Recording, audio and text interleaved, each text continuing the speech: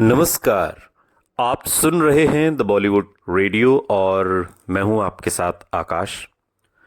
दोस्तों, आज के इस पॉडकास्ट में किस्सा राजेश खन्ना की जिंदगी के आखिरी दिनों का, वयोवृद्ध राजेश खन्ना की बात होगी।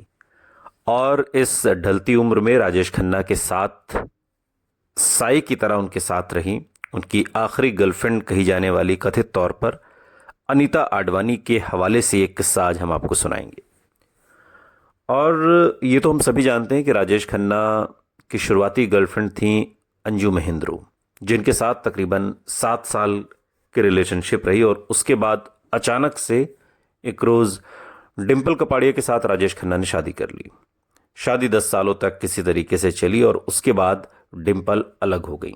दोनों ने तलाक नहीं लिया, लेकिन अलग अलग रहने लगे, अपनी अपनी ज़िंदगी जीने लगे और डिम्पल वापस फिल्मों में आ गई। इसके बाद राजेश खन्ना की ज़िंदगी में टीना मुनीम की एंट्री होती है। टीना मुनीम राजेश खन्ना की गर्लफ्रेंड रही और उनके बारे में मशहूर था, और कई इंटरव्यूज़ में दोनों कह चुके थे कि हम तो एक ही टूथब्रश इस्तेमाल करते हैं। यानी इस गहराई से दोनों में इश्क था। और टीना उससे पहले संजय दत्त की गर्लफ्रेंड थी। खैर, टीना के जाने के बाद, चूंकि टीना चाहती थी कि राजेश खन्ना डिम्पल को तलाक दे दे और उनसे शादी कर लें, लेकिन ये बात बनी नहीं। और उसके बाद फिर टीना अलग हो गई और उन्होंने मशहूर उद्योगपति धीरूभाई अंबानी के बेटे अनिल अंबानी से शादी कर ली। अब यहां से राजेश खन्ना की जिंदगी में एक बार फिर अंजू महेंद्रू की वापसी होती है।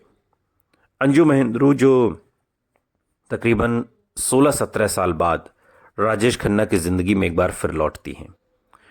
हालांकि ये रिश्ता पहले जैसा तो नहीं रहा, लेकिन इस रिश्ते में कुछ मिठास ऐसी थी जो लगातार बनी रही।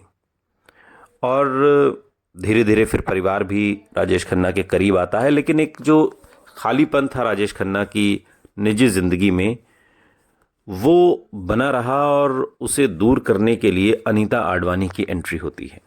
अनीता आडवाणी जो खुद को मॉरिशस के एक राष्ट्रपति की भतीजी बताती थी। फिल्मों में थोड़ा बहुत काम उन्होंने किया था और मॉडलिंग वगैरह कर रही थी। राजेश खन्ना की फैन फॉलोइंग, खासकर फीमेल फैन फॉलोइंग के बारे में अब भला कौन नहीं जानता, मगर उनकी पर्सनल लाइफ में काफ़ी उथल पुथल रही। लव लाइफ के मामले में राजेश खन्ना की किस्मत कुछ खास नहीं थी। उन्होंने अपनी से आधी उम्र की डिम्पल कपाड़िया से शादी की और जिनसे उनकी 2 बेटियां भी हैं। मगर शादी के 10 साल भी पूरे नहीं हुए थे जब दोनों अलग हो गए। हालांकि अपनी जिंदगी के आखिरी कुछ साल राजेश खन्ना ने अपनी कथित एक्स गर्लफ्रेंड अनीता आडवाणी के साथ भी बिताए।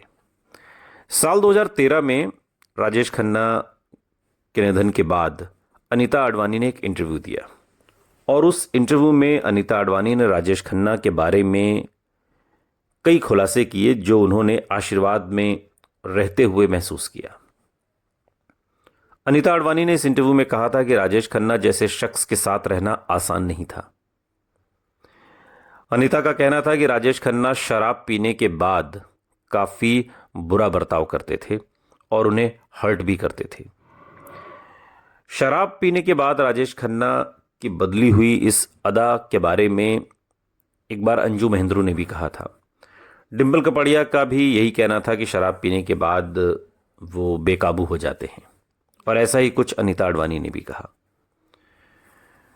और मगर जब वो शराब के नशे में नहीं होते थे तो बहुत अच्छे इंसान होते थे।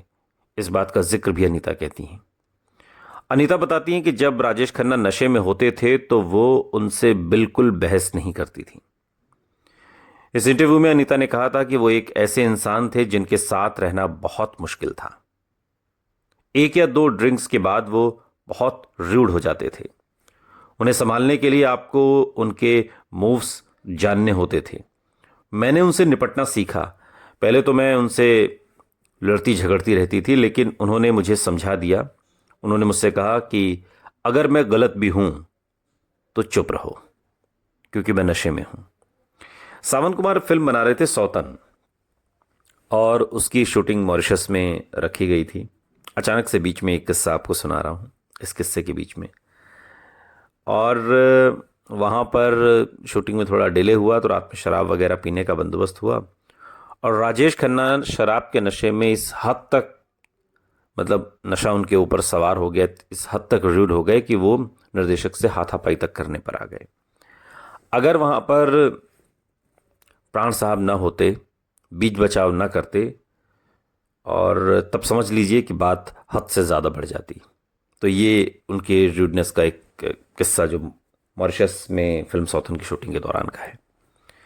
खैर, अनीता आगे बताती हैं इस इंटरव्यू में कि राजेश खन्ना को नाराज होने के लिए कोई कारण की जरूरत नहीं होती थी, कोई वजह नहीं होती थी कि इस वजह से वो नाराज हैं।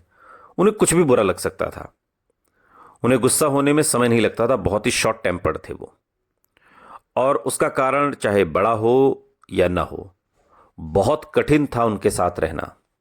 अनीता ने यह भी बताया कि शराब पीने के बाद वो उन्हें नुकसान भी पहुंचाते थे।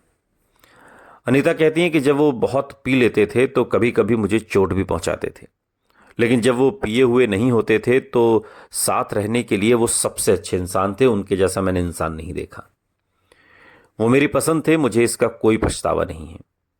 इसके साथ ही अनीता बताती हैं कि वो क्या समय था जब वो बहुत बुरे बन जाते थे, और बुरा समय शुरू होता था शाम 6:30 बजे के बाद। जब वो कहती हैं कि जब उन्होंने पीना शुरू किया और रात के खाने के समय तक वो पीते रहे, वो 9 या 9:30 बजे तक सो जाते थे। इसी बातचीत में अनीता कहती हैं कि सुबह करीब 3 बजे वो उठते थे, जब नशा उतर चुका होता था, और वो बहुत अच्छे मूड में होते थे। वो हंसते थे, बात करते थे, सिगरेट पीते थे।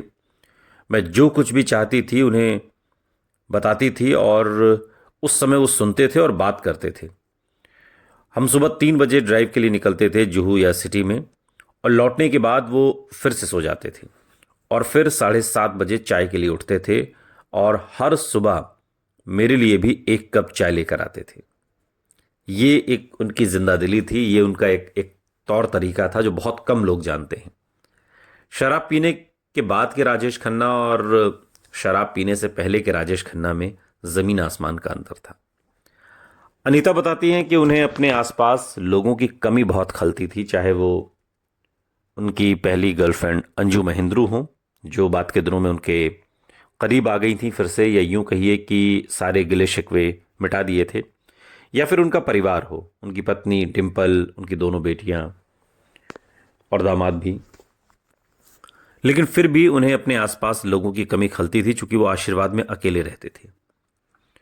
हम सभी लाइटें जला देते थे और टेलीविज़न चालू कर देते थे और सो जाते थे, क्योंकि वो महसूस करना चाहते थे कि लोग आसपास हैं, मैं अकेला नहीं हूं।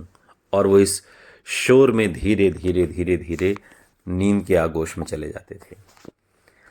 एक सुपरस्टार जो जहां खड़ा हो जाए वहां लोगों का हुजूम उमड़ पड़ता था, एक झलक पाने को किसी ज़माने में।